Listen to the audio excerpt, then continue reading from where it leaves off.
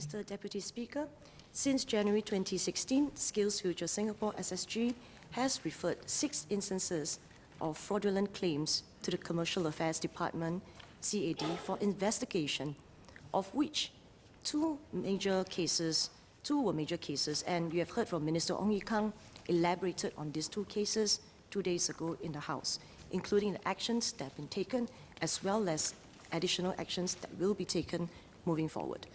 SSG has set in place specific marketing guidelines for training providers. It has issued advisory, warning, and suspension letters to 27 training providers who have breached these guidelines. These errant organizations have been warned, and some have been suspended. SSG regularly conducts random ground audits to check compliance. The agency welcomes feedback from members of the public who spot or suspect any malpractice. We want to reiterate that SSG, MOE, and the government has zero tolerance for any attempt by individuals, training providers, or organizations to abuse its funding schemes that serve the interests of Singaporeans.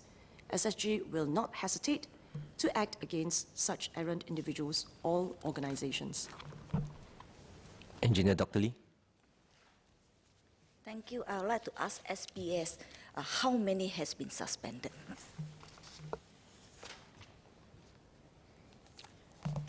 Out of the 27 training providers, some have been suspended. I can come back to you on the details, but we want to assure Engineer Dr. Lee Bee-Hua and all the members that we take a very serious view of any abuse, and SSG is strengthening its efforts on all fronts to uphold the goals of SkillsFuture for the benefit of the many Singaporeans. And training providers who breach these guidelines, like the 27, will be dealt with a very severe warning, and in some cases suspended, or even heavier actions. Engineer Dr. Lee, next question. Question 15, please. Mr. Deputy Speaker, before accrediting any Singapore Workforce Skills Qualification WSQ training course providers, the SkillsFuture Singapore agency, SSG, must first evaluate the provider's ability to design and develop the curriculum, the design of its courseware, that means the course material, its training delivery, system of assessment, the ATO's financial management practices, and whether the ATO has qualified adult educators. So 6-pronged criteria. The training provider must meet these standards and requirements before it is appointed as an approved training organization, in short ATO, to deliver WSQ's program. And to ensure their continued compliance, SSG regularly audits the ATO's systems and processes, and the outcome of such audits are reviewed and considered by SSG for the renewal of the ATO's application to offer training. So even after they are appointed, we will continue to do random audits to ensure that they comply. And if not, upon renewal, it may be revoked. To ensure and uphold the standards of ATO's training, SSG recently introduced a community feedback feature in the My SkillsFuture portal, which was launched on the 29th of November. Course participants can directly provide feedback and views on the quality of learning on the respective SkillsFuture credit eligible courses they attended. And I would also like to share with the members that this year, SSG will publish on the My SkillsFuture portal information on the training outcomes of SSG-supported courses. So you can see more information about the courses to make an informed decision. This is done because we want to make available information for individuals, for Singaporeans, to make more informed learning choices. It will also serve to heighten the ATO's accountability for results in their training. SSG will continue to look for ways of improving greater transparency and information on training quality and impact. As for the question of affordability of course fees, SSG requires ATOs to seek its approval for their course fee. But really the best safeguard, we all know in a free market, the best safeguard against unreasonable pricing is competition. Today, we have about 500 training providers delivering WSQ courses. In a way, it serves as some form of check on the course fee. Ms. Chia Yong, you have a supplementary question? Yes. Thank you, sir. A question for SMS in any application for accreditation by potential service providers or trainers, are the applicants required to declare any association or relations to other service providers who may have been under investigation or who may have been penalized for any improper conduct. And such association might include relationships to shareholders, directors, managers of errant or potentially or suspected errant trainers. Thank you.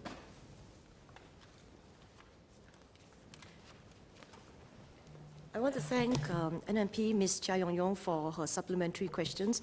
I highlighted the 6-prong criteria that SSG will take into consideration when they evaluate as to whether should we appoint the ATO.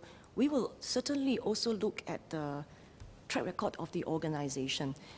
This is where I also want to reassure her and the members, if any members of the public are aware that the particular organization in terms of the history or background, it's quite dubious because of their linkages with other service provider, we welcome them to step forward and share this information with SSG.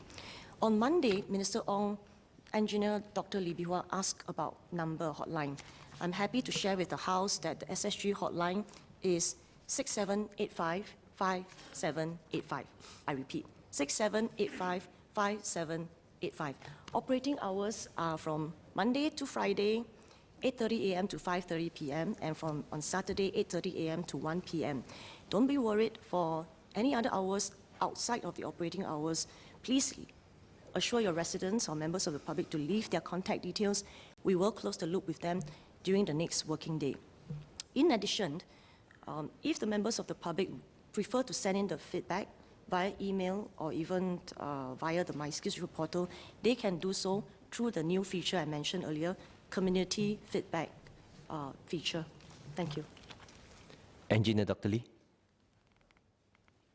Thank you, sir. I think there's a saying at the ground says that the best business to do nowadays is where the government give out grants. That is why I think a lot of people jump into this. I would like to ask SBS 2 supplementary questions. How can ministry provide more information to course applicants to make an informed decision? And the second question is, will the ministry consider open review of courses? Just like when we want to book hotel, we want to book restaurant overseas, there's always some reviews there for us to view. So will ministry consider that so that when the participants want to go for that course, they'll look at the reviews? Thank you. I want to thank Engineer Dr. Lee Bee-Hwa for her supplementary questions, and I want to assure her and the members in the House that MOE has stringent standards on the quality of the WSQ training providers. For example, you probably recall that from October 2014, we require the trainers for the WSQ approved training organizations, at least 80% of their trainers must have ACTA. ACTA stands for Advanced Certificate in Training and Assessment or equivalent. So we want to ensure the competency of the providers, the training providers. Now, the question that she asked about whether can we put more information, she'll be glad that this is the intent of SSG and MOE. I mentioned briefly earlier that the portal called My SkillsFuture portal was launched on the 29th of November. And to help Singaporeans, to help course applicants to make better informed decisions, in fact, based on the feedback by other course participants, progressively, starting from this month, as I'm speaking, SSG will progressively publish information on a few things. Number one, the course quality, trainees' rating on course outcome, like what she has mentioned. And this covers areas such as effective learning, standards of the trainers, course content, the ability to apply the learning, impact on job performance and job scope, as well as the provider's customer service. So we want to assure Engineer Dr. Lee Bee-Hwa and also members that course applicants can be assured that the key criteria of quality, of course, transparency and accountability really underpin SSG's efforts to enhance Singaporeans' learning needs. Ms. Tanalashmi. Thank you, Deputy Speaker. I have a supplementary question for SPS in regard to organization that training providers have attained ATP or ATO and ATP. Could the ministry consider ranking these training providers based on the quality of teaching? Very often we hear of the main trainers to be ACTA accredited, but then if they are not there, the relief ones do not have that certification. Thank you. Yeah, I want to thank Ms. Tana for her suggestions, which we will consider, but in practical terms, what could be a top training organization may not exactly be a top one for another course applicants, depending on their learning needs, depending on what industry they are in, etc. I briefly mentioned about ACTA. Allow me to elaborate, because I think Ms. Tana may be quite keen. As part of our efforts to enhance the professional standards and also the identity of the adult educators in the training adult education industry, SSG has from October 2014 developed the Training and Adult Education Professional Competency Model, which is a skills reference framework with clear descriptions of the competency and proficiencies that's required of our adult educators. So really, all hands on deck, we are trying to level up the professional standards of the adult educators to ensure that Singaporeans who want to level up their education, their skills, will be well placed to do so. Engineer Dr. Lee, last clarification. Thank you. Just now, SBS mentioned about feedback by course participants. I would like to ask, the feedback, it is submitted to the course provider or to be submitted to the ministry direct, because there may be certain censorship there. Okay. Then just now, SBS did not reply to my specific question of open review system. I think if it's open review, then people can easily obtain to see what is the review of the past participants. Thank you. I want to thank Engineer Dr. Lee Hua for her question. With regards to feedback, it will be collected using a two-pronged approach. I think many of us would have attended courses, and at the end of the course, you probably will be given a feedback form. I think she's alluding to that. Indeed, there may be some course participant, their views may be moderated. So this is really why we have recently introduced a new feature on the portal, my SkillsFuture portal. This is called Community Feedback Feature. And for any residents who feel more comfortable calling, I have provided the hotline. So there are many ways to get to us to make sure that Singaporeans have all channels to provide us information of any ATO or training providers if they suspect any malpractice or any misleading marketing practices or even fraudulent activities. I thought I answered that question, but let me do that again. She talked about open review, and I highlighted that starting this month, we will progressively put up more information on the portal. And those information cannot just come from nowhere. Obviously, the information in the areas that I mentioned, trainees rating, must come from the participants of the courses previously.